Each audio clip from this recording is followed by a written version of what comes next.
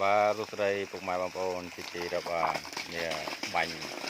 ទឹកកង្កែបបាទដើម្បីសម្អាតវាអញ្ចឹងណាមករត់មកមើលទឹកចំណីអញ្ចឹងបាទនេះបាទនេះធំហើយទុកគីឡូចូលមកនេះបងប្អូននេះចូលមកវាស្មានឲ្យចំណីវាសុបាយវាបានបាញ់ទឹកអញ្ចឹងនេះកែបនេះខ្ញុំបញ្ញោះណៃទេបាទបញ្ញោះណៃវាបាននេះបាទ3000ជាងបាទ3000ជាងកែបនេះ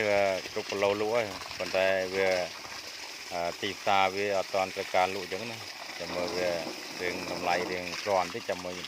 បានខ្ញុំលក់អញ្ចឹងណាវាត្រូវទឹកវាសុបាយឲ្យទៅទឹកភ្លៀងទៅ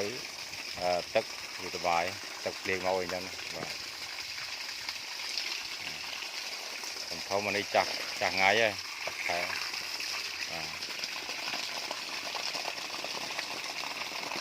វាសុបាយវា